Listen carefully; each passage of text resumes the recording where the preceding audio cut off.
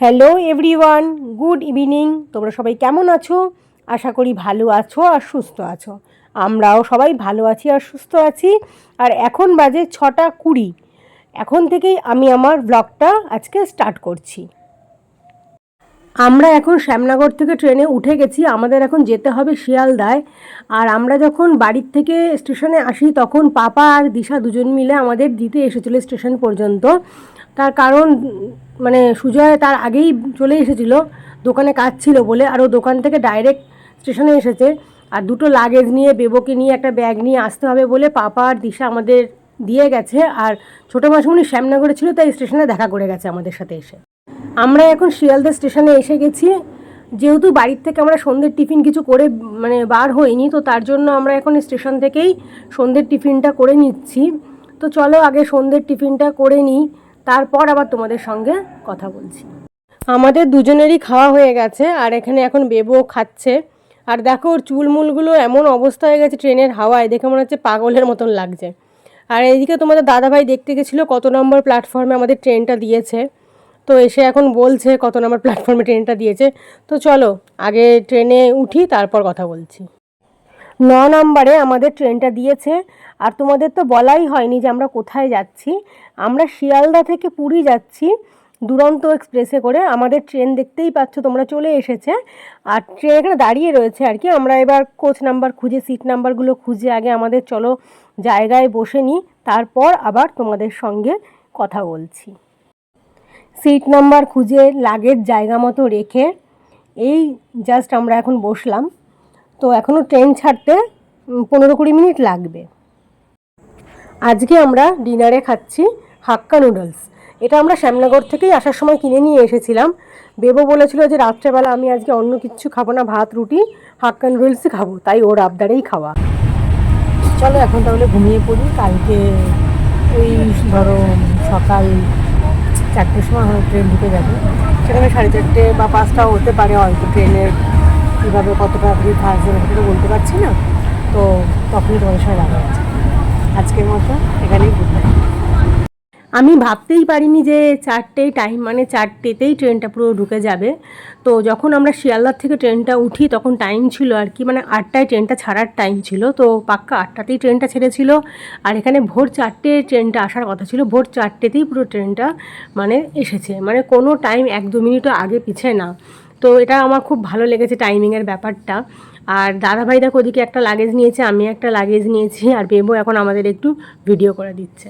Station থেকে বার হওয়ার পরেই সুজয় একটা ক্যাব বুক করেছিল। তো সেই ক্যাব এখন চলে এসেছে। কিছুক্ষণ ওয়েট করার পরেই, 10-15 মিনিট ওয়েট করার পরেই চলে এসেছে। আর এই দিকে এখন বেবো উঠে পড়ছে। এরপরে লাগেজগুলো দাদাভাই পিছনে রেখে দেবে, আর তারপর আমরা উঠে পড়বো। আর এখানে একটা জিনিস এসে আমি দেখলাম যে এখানে আসা মাত্র স্টেশন থেকে যেই বাইরে বেরিয়েছি রাস্তাতে, যে মেন রাস্তাটায় আছে, তো ওই রাস্তাটা দেখছি প্রচুর টোটোওয়ালা অটোওয়ালা ঘিরে ধরছে। সবাই বলছে আমার কাছে আসো, আমার গাড়িতে আসো। সে যেন ঝামেলা, নিজেদের মধ্যে নিজেরা ঝামেলা মানে সৃষ্টি করে ফেলছে। তো যাই হোক, ওই সব ঝামেলার মধ্যে আর গেলাম না, যার জন্য দাদাভাই বললো যে থাক ক্যাবটাই বুক করে নিই, রিল্যাক্সে চলে যেতে পারবো। আমরা বলেছিলাম আমরা স্বর্গদ্বারে নামবো, তো সেইখানেই আমাদের নামানো হয়েছে। আর দাদাভাই এখন লাগেজগুলো সব বার করে নিচ্ছে। এবার এখন 4:30 বাজে, এখন আমরা পৌঁছে গেছি এখানেই। তো এখন এখানে আবার হোটেল খুঁজতে হবে, এটা একটা বড় ঝামেলার একটা ব্যাপার, এই ভোরবেলা এসে হোটেল খোঁজাটা। তো আমরা যাই হোক হোটেল বুক করে আসিনি, ভেবেছিলাম এসে দেখে ভালো করে বুঝে নেব। কিন্তু এই ভোরবেলা সব হোটেলগুলোই মনে হয় বন্ধ, যেতে পারবো কি না জানি না, কতক্ষণ বসে থাকতে হবে সেটাও জানি না। তো দেখা যাক কি হয়। তো যাই হোক, যেখানটা দাঁড়িয়ে আছি ওইখান থেকে দেখো আমরা সমুদ্রটা দেখতে পাচ্ছি। এখানে এসে মনে হচ্ছে ভীষণ শান্তি একটা জায়গা। এতটা রাস্তা যে আমরা জার্নি করলাম, রাত জেগেছি প্রায় বলতে পারো, রাতে একটু ঘুম আসেনি ট্রেনে।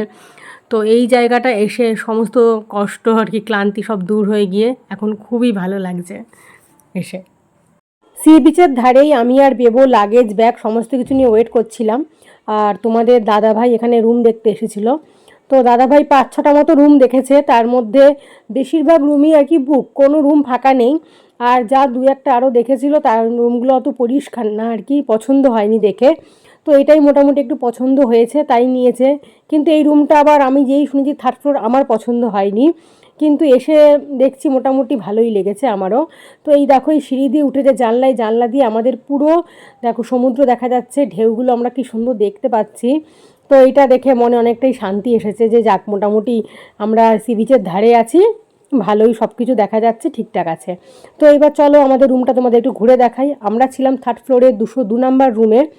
তো রুমেই দেখো একটা সুন্দর বেড আছে, আর এদিকে ওয়াশরুম আছে, টিভিও ছিল রুমে, আর এখানে তোমার ড্রেসিং টেবিল ছিল, ওয়ার্ড্রপ ছিল, আর আমাদের রুমের সঙ্গেই একটা ছোট্ট একটা ব্যালকনি আছে। চলো তোমাদের ব্যালকনিটা তাকে নিয়ে যাই। তো এই দেখো সেই ব্যালকনির মধ্যে আবার দুটো চেয়ার দেওয়া আছে।